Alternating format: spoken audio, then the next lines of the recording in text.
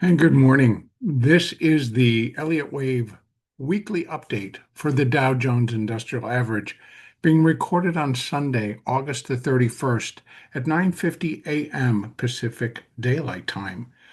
As always, when I'm doing the weekly update, I begin with the largest amount of data that I have, and that's my maximum monthly chart. And the start of this particular count goes from the grand supercycle. And this isn't something that I worked out myself. I found within R.N. Elliott's original works. And so I started my count the same way that he started his, and that he had marked the high in 1929 as Grand Supercycle Wave 1. He marked the lows in 1932 as Grand Supercycle Wave 2.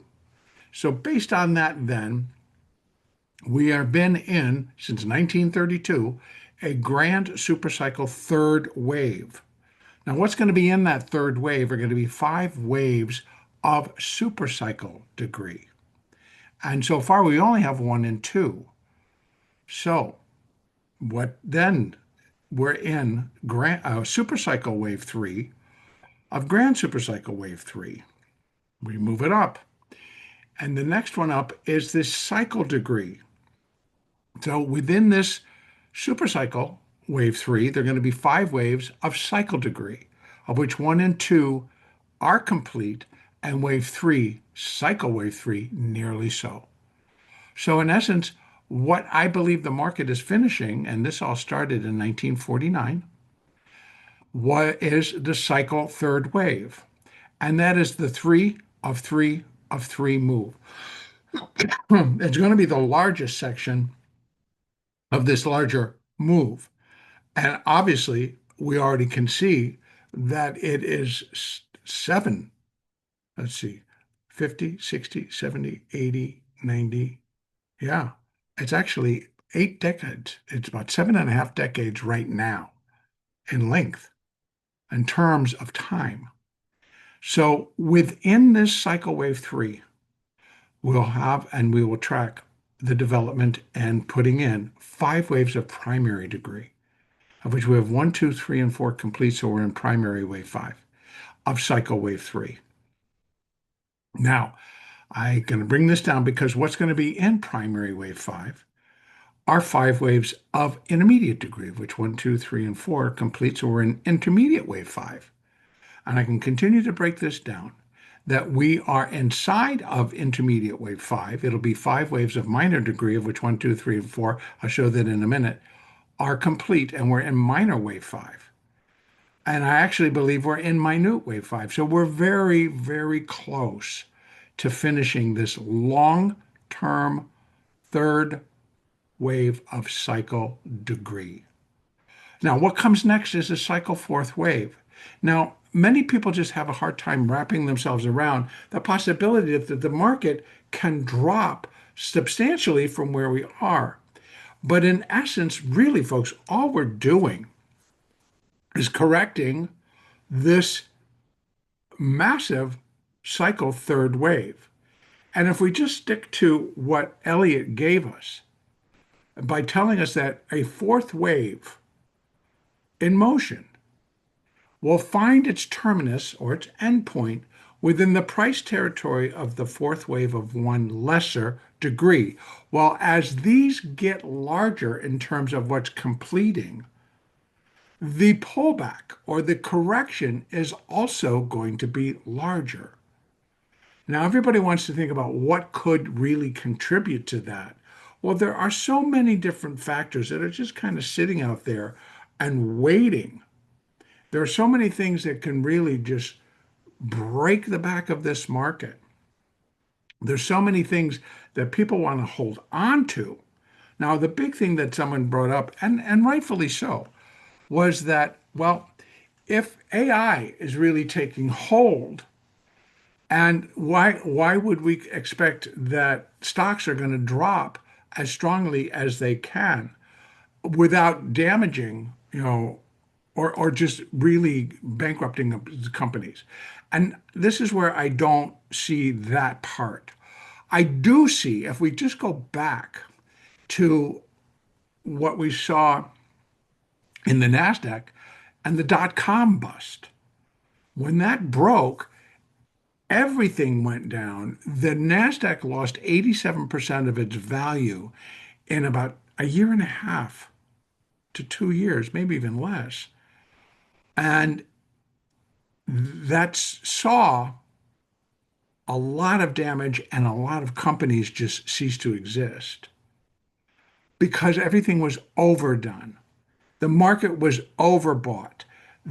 A lot of these dot-com stocks and companies were so stretched, and just the euphoria of this new dot-com era of the internet just went overboard.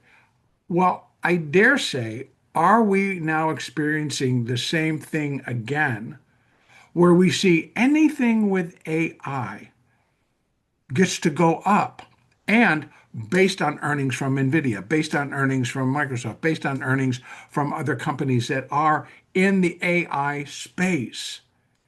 So here's what I want to say.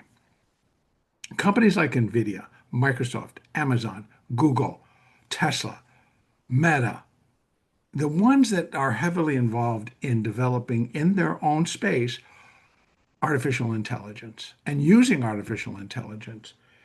Well, I think that every last one of those companies, all you need to do is just go do a little bit of investigatory work on their reports, on their earnings reports, or just go find out how much cash do they have and just sitting in cash. And I include Apple, AMD, Amazon, Broadcom, Google, all of them have massive amounts of cash. And I think it's that cash will continue to buffet what may happen in terms of earnings will start to slow or maybe even, decrease. They won't be earning as much. But these companies will continue, in my view, all the way through this, in my view, be a part of the whole keeping the market together, keeping the economy together, because they will continue to produce, because they have that cash to pull them through. Now, having said that, nothing has 100% certainty, but I just don't see this just because I think the market needs to go back to possibly the lows that we saw in 2009. Now, the whole box, folks, goes from 1999 to 2009. That primary fourth wave was 10 years, 10 years in the making, and a lot of trading. The great financial collapse of 2007 to 2009 was the C wave of primary wave four. Now, yes, a lot of damage was done, but the markets survived. The country survived. We saw a lot of stimulus being put in the market. And in fact, that's part of what we're correcting. This extended debt load that the United States carries. And you just can't walk away from that and think, oh, they'll just keep stacking it up and we'll keep kicking the can down the road. Because now the world is beginning to turn against the United States in the new policies that are being put into place. They're starting to just kind of blow the United States off and say they're setting up agreements with other countries. Other pacts are being put together for trading groups and leaving the U.S. out. I read an interesting article in my local newspaper, in the San Francisco Chronicle this morning, about a San Francisco company or somebody who did voiceover work. And that was his source of income. And he had a very large following and a very, very large career in doing that. While his main customer,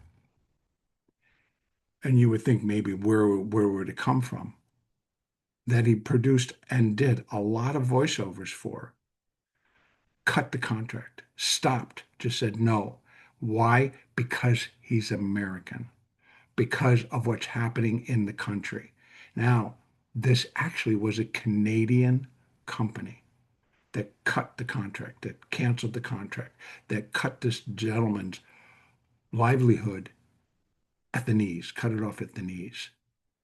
And this, I think, is going to become more the retribution or just the reaction on a global scale to what the United States is doing, what the current administration is doing with the tariff wars. We're seeing that now come through with this whole summit that's being held in China, where it's China, Russia, India, Turkmenistan, Kazakhstan, Uzbekistan. Um, there's a whole bunch of other countries that are up in there as well. And they're forming a lot of things. They're putting a lot of things together. Now, whether it really comes to pass, where they're going to be a strong block of countries for trade or for whatever, yet to be determined. But a lot of it is just to show stability that they can put this together against the number one economy in the world, which is the United States. But it's being slowly chipped away. Now, I know a lot of people don't put this all together. They all think this can't happen.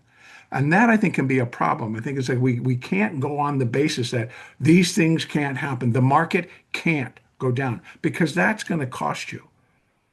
So my point is, it's like, I don't really, me personally, I don't really want to focus on the damage that I see being done. I just want to be prepared for the fallout that's going to eventually hit all of our markets, not just the equity markets, but it's going to hit the commodity markets. It's going to hit the treasury markets. So nothing is going to get away from this, but it's self-made. So, but what my point is to several people is that why worry about how am I going to trade this? Am I just going to go short and try to hold a short for the length of time that this cycle fourth wave might be in motion? But let's not forget, a cycle fourth wave is going to have a primary A wave down, a primary B wave back up, and a primary C wave down. Now, being that it's a three-legged, right, an ABC, there are between 11 and 13 variations that this whole move can take. And if it comes out in a flat, well, that's going to reduce a lot of the damage we think can be happening. It may be a triangle. It's a cycle fourth wave. If it's a triangle, it's just going to triangulate and to a point where then wave four is over and we're going to shoot back up. So things, we put this together because that's what the guidelines help us with. None of this is cast in stone. So my suggestion, or what I'm encouraging people, better not to think about how am I going to trade this whole thing if the market has the potential to drop back to, say, 7,000 or even lower. Well, there's going to be a lot of trading in both directions. So my encouragement is that we trade what's in front of us. So to get wrapped up into the severity of what's happening around us, I think takes us out of the ability to actually move in and trade and make the money we need to participate. So that's kind of where I'm coming from. And I don't look at the cycle fourth wave as anything but opportunities. So what really happens is like, well, if you're going to decide that you're going to be a trader, well, then you have to trade. I think we're learning very quickly to just, put one trade on and let it ride, thinking you're going to capture the whole move. Things have changed, folks. Things have changed a lot in terms of how a market moves, what happens within those moves. And a lot of it is because of quantitative Everything has become quantitative. Trading is quantitative. There are algorithms that do everything, including all the trading. Now, having said that, that's not going to change. That's artificial intelligence. That's not going to change. That's just going to grow. And so we have to learn how to get along with them. We have to learn to trade with them.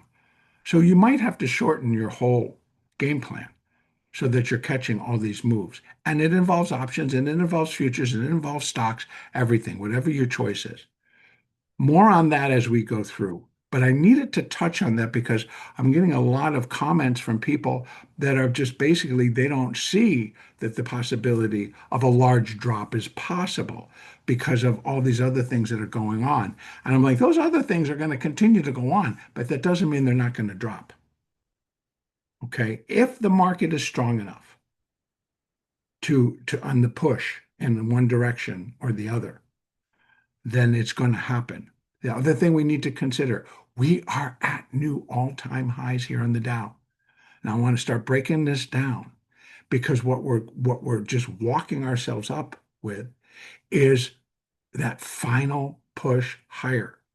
Now, we have other things coming out. We have on the 17th of September, the FOMC decision day. That's when they either will or won't cut the rate by a quarter or 25 basis points.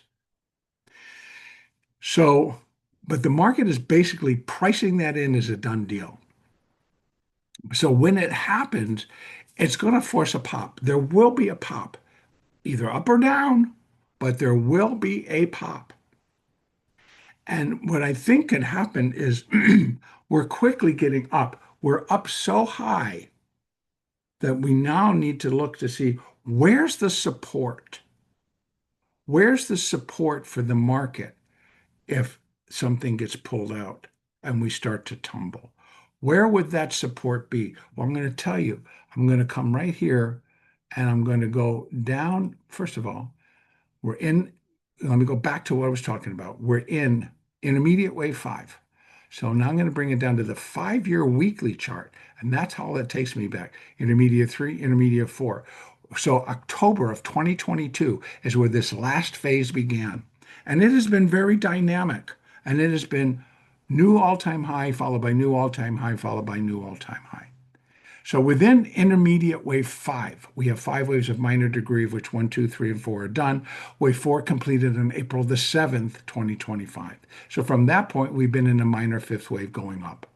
What's inside minor 5? 5 waves of minute degree, 1, 2, 3, and 4. And I hope you understand that when I talk about that Elliott wave is nothing but building blocks, this is the building block theory that I'm talking about.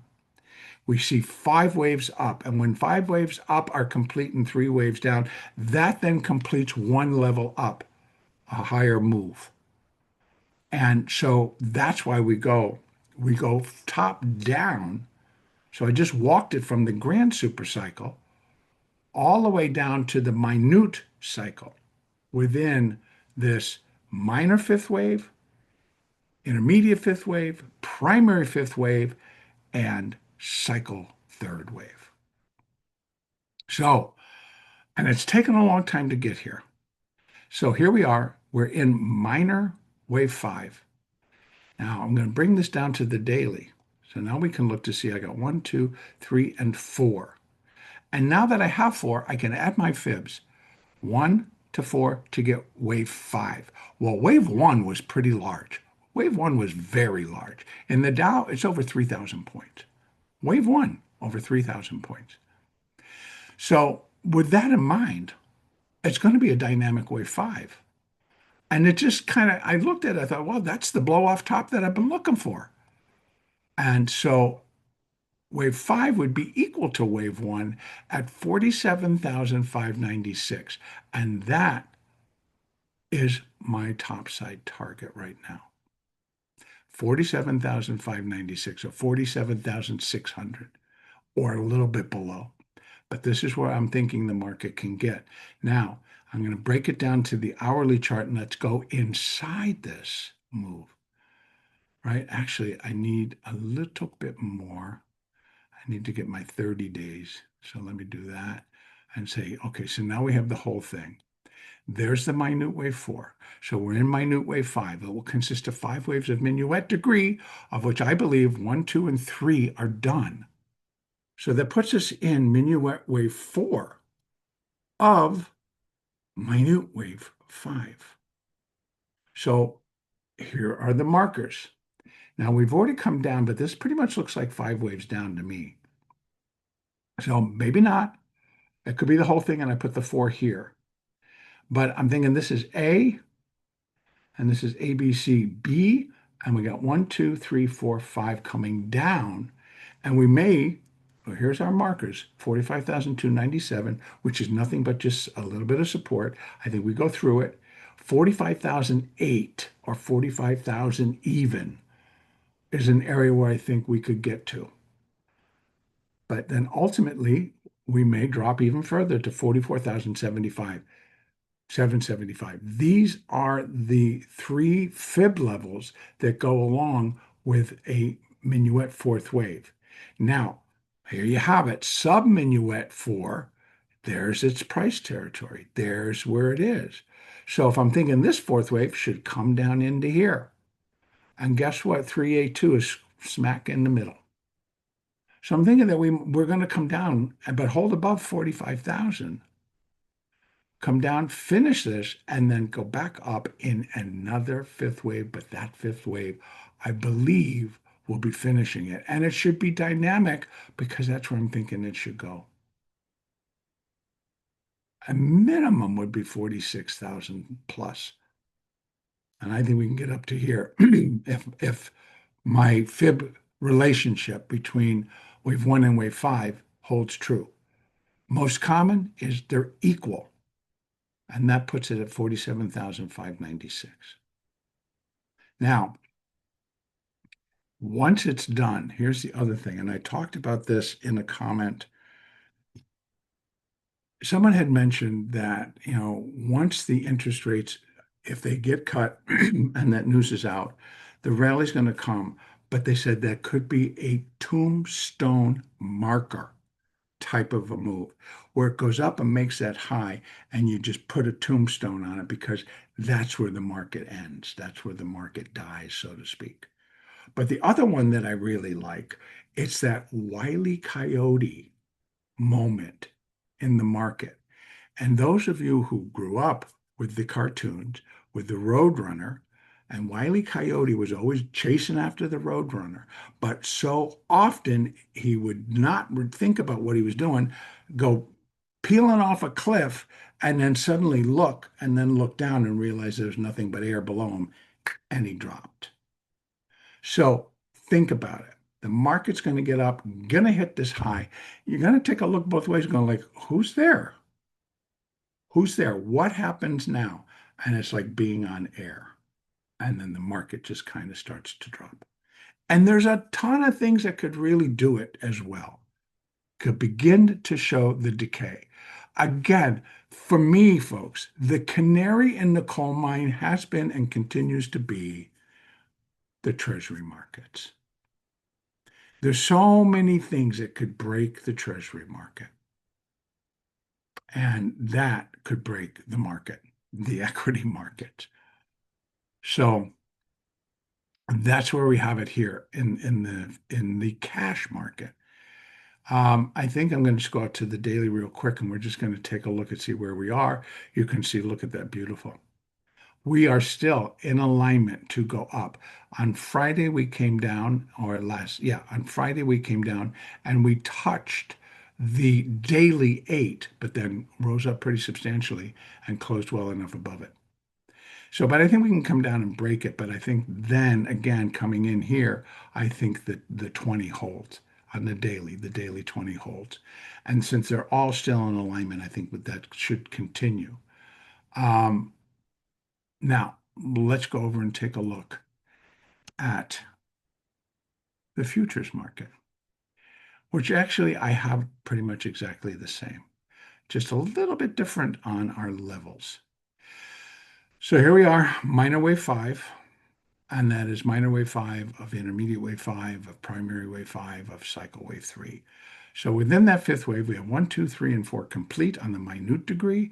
And here's the 1 over to 4 to show us 5. And the most common 100% or equality is 47,885.